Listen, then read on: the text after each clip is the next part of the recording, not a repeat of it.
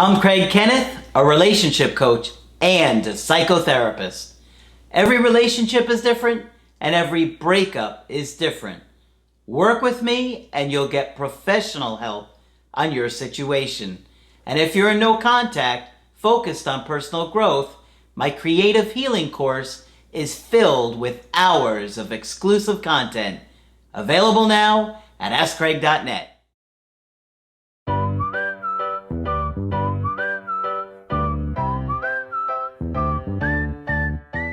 Hi there, I'm Coach Craig Kenneth. I'm Coach Margaret.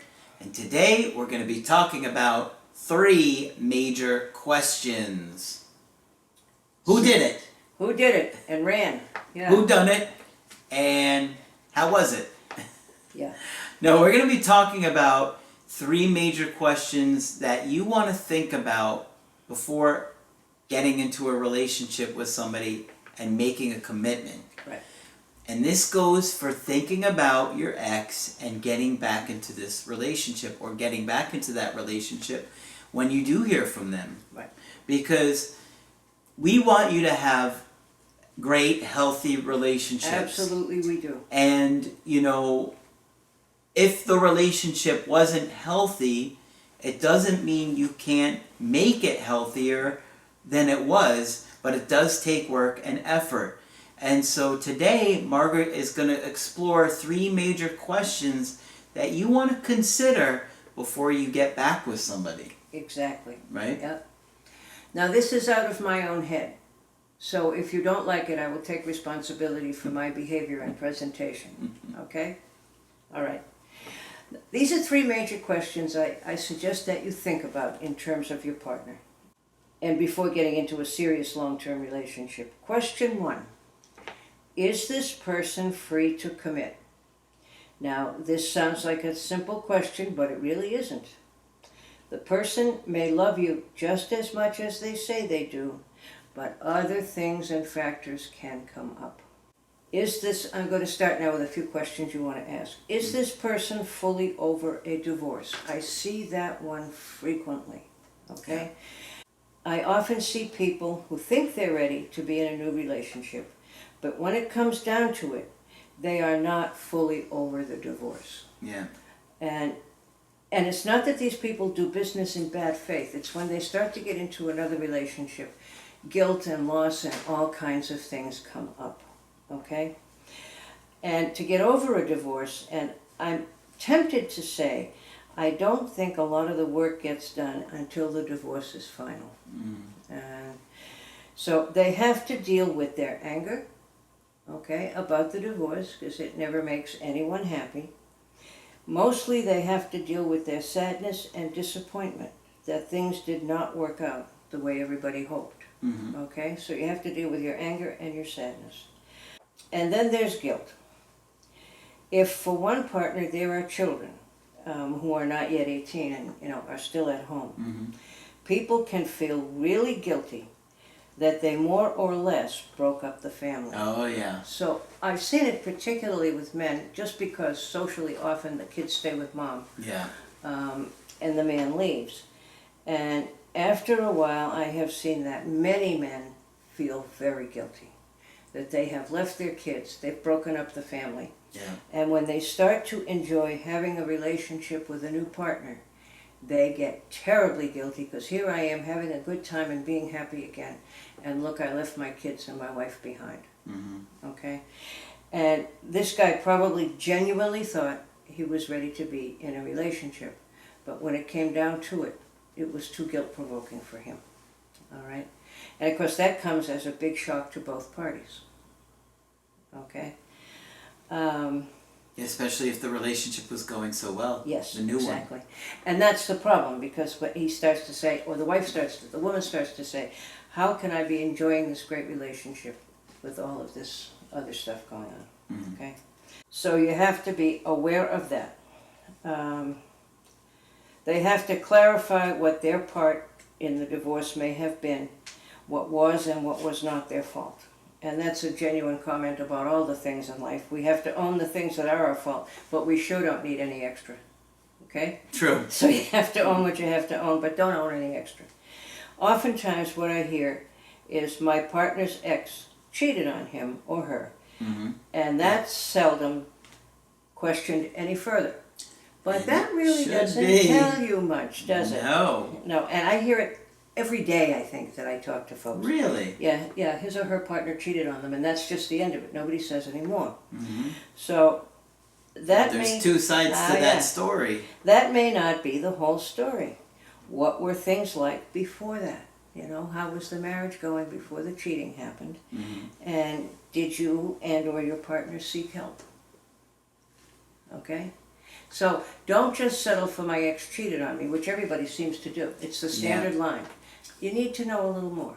All right? When we meet someone new and we're so happy around them, Right. we assume that everything that they're saying is true and that everything that they're saying is accurate. When in actuality, it's probably not all true and it's probably not all accurate. Right. Yeah.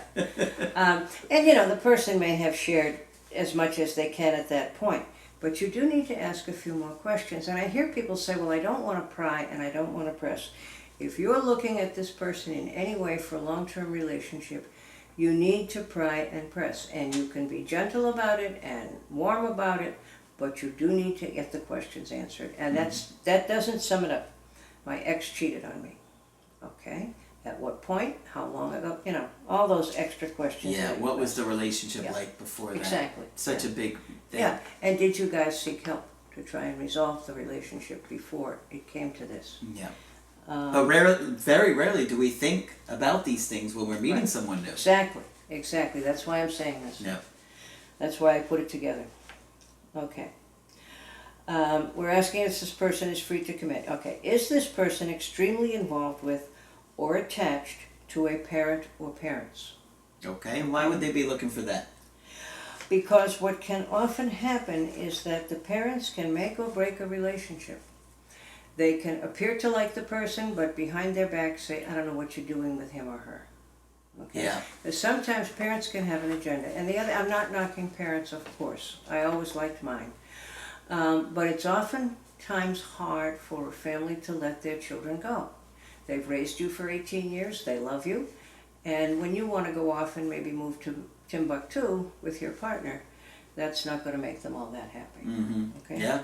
And I told you the worst gesture on earth is she's like this with her mother, okay? Or he's like this with his dad. You're in trouble right there. Believe it or not. Yeah, believe it or not. Yeah. There's a lot more behind that, Mark. And if you do a call with us, Margaret and I are going to look at that. Yeah. Right? I often see cases I also often see cases where there has been an absent dad. Oh, yeah. Okay? Me and the new coach were just talking about that Yep. recently. Yep. And your potential partner may have supported mom through raising the children as a single parent. Okay? Now you often hear that from the oldest boy or the oldest girl. And so it's been your partner and mom really functioning as a team for God knows how many years, taking care of the younger children, and overall it's you and mom or you and dad against the world. Okay? It can be very difficult to separate from that parent who was there and raised you. Mm-hmm. And it may be very hard for them to let you go because they've counted on you for years for help. The person may think that they can do it until it really comes down to making the decision to make a commitment to a partner, because they can feel really guilty about leaving that partner that raised them. Okay? And again, nobody's going to think of that early in the process. Yeah. Okay? Yeah. Because you're just so excited around that new person. Okay. Okay, and as we all know, sometimes parents can put their children in a them or me dilemma, which is a very unfair thing to do, but we've all seen it happen. Yeah. Okay? And what you hope is that your partner will have the strength to do the separation in a healthy way. All right? Okay? And if you marry someone who has not separated from their parents in a reasonable way, you can end up in a situation where that partner's parents want to tell you how to raise the children, where they're going to go to school, what kind of an education they need. And one of the things I have seen fairly often is if the parent feels strongly about a certain kind of schooling, they'll pay for it, which makes it hard for you to refuse. You know, I'm going to pay for this Christian school or this super prep school or whatever else. Okay? So there can be terrible boundary problems after if this whole thing doesn't get resolved. In fact, I think some of the worst boundary crossings I've ever seen. And I know you've had cases with that too. Yeah. Is there an ex? A person may still be in phone contact with this ex. I talked to somebody the other day who was in touch with his ex and his ex-ex. All right? Wow. So you need to assess the entire situation very carefully Yeah. before you demand that your partner stop contact. Okay? Because it's never going to go over well when you do that. So you need to listen and see what you make of it. And a lot of people, it doesn't mean anything, we're just used to talking to each other, so we talk every week, etc., etc., etc. So you really have to get some kind of a handle on that so that it doesn't end up to be a disaster. Okay? Yep. And sometimes people go back to the ex, and sometimes they are just chatting with them. But you really need to explore it because it can easily become an issue. If your partner shares parenting with the ex, they have to have contact to be parents together. Oh, yep. And I just talked with somebody who was struggling terribly with that. Okay? But they have to have contact because they have to be parents together. Okay? So as anxiety-provoking as it can be, you really have to not argue about it happening. Yep. And if you're anxious, it's agonizing. Okay? Absolutely, Yeah. yeah. And it's a problem that's not going to go away. No, it's not. No, that's exactly right. Kids do finally grow up, but the younger they are, the harder it is.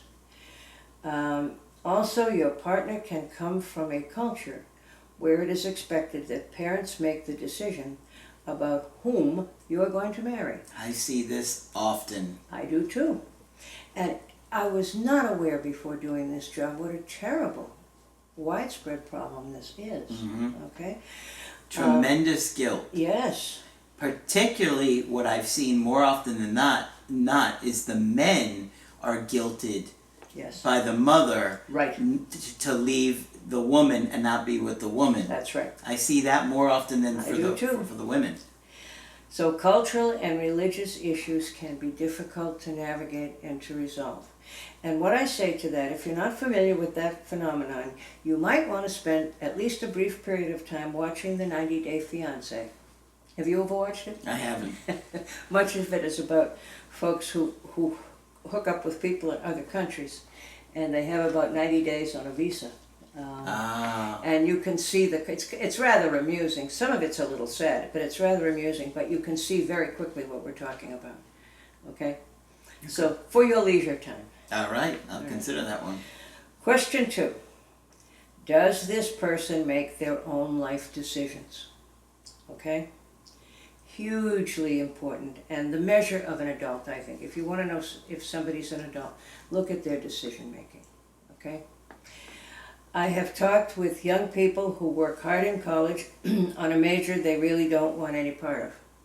I talked to a delightful young man not long ago who was forced to major finance and he hates it. Okay? But Dad was paying the tuition, and this was culturally a situation where he was expected to do what his parents wanted. So tuition-paying parents often insist upon making the decision of what they think is best for their son or daughter to study. How does your partner handle this kind of decision? You know, have they gone along with it? Have they been conflicted about it? Have they said no? How have they handled it? Sometimes there is a family business, and the family expects the young person to become educated in that field and enter or carry on the business. A lot of pressure. What if they don't want to? And maybe no one remembers the noodle factory anymore, but when we were first doing this, I had a case where the woman's family owned a noodle factory. I'm not making that up. And she didn't want to work in the noodle factory, and she was having a terrible time. It's an awful lot of pressure. I recently had a guy who was expected to carry on his father's hardware store, I think it was, and he wanted no part of it. So it's a very difficult position for people to be in. Yeah, in fact, I thought it was so important that we had a cartoon in the new creative course about it. Right. Where I called it Noodles, Noodles, Noodles. Yes, the old noodle factory. It made it into a cartoon in the new creative healing course. It was so funny. Yeah. Because that can be a real problem for Yeah. people. And the guilt that parents can exert is painful. Okay? All right. So that was question number 2. Question 3. Does this person take responsibility for their weaknesses or poor past decisions? Mm-hmm. Grown-ups take responsibility for their actions. Okay? So I'm going to give you a couple of humorous responses on that one. I've been divorced 6 times, but it was never my fault. All 6 of them cheated on me. Okay? Mm-hmm. I was arrested once, but I was set up. Okay? Those are examples of how not to take responsibility. Mm-hmm. I'm really kind of broke right now, but I had 3 jobs in the last year and terrible bosses who kept firing me for no reason at all. None. No reason.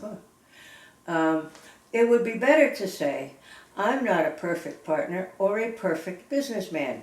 I make mistakes. I try to learn from them and to correct them. And who doesn't love that? If somebody acts like a grown-up to that extent, Yeah. you know? Yeah. So I'm sure you get the gist. All right? You have to take responsibility for what you do. And there are some people for whom nothing has ever been their fault. You know? And people who take responsibility feel better about themselves because it's a terribly grown-up thing to do. All right? Yeah. So those are my 3 questions that came out of my head. Good All right? things to think I about. hope it's helpful. Yeah. You really do want to consider things like this when you're getting into a relationship. Yes, you It's do. got to be more than just, oh, I like spending time with this person. Not that that's not important. That's It what it's all is. built on. But this is to kind of look to the future. Yeah, if you're going to have a long-term commitment and that's something that you're looking for, something that with substance and that's healthy for you and your life. And if something comes up, you're better off prepared for it, certainly. You know? Absolutely. Yeah. Give Margaret a thumbs up on the video for her research on this. She put it together. She was thinking a lot about this. Yes. And of course, if you want to get our help personally, just go to my website, askcraig.net. I sign up for the coaching option that works best for you. I do email coaching and I do Skype. And of course, Margaret is available for Skype coaching. Yes, if I can be helpful and you don't want to work in the noodle factory, please call me. Just click on Margaret on the top of the website to do that. That's it for this video. I'm Coach Craig Kenneth. I'm Coach Margaret. And we will talk with you soon.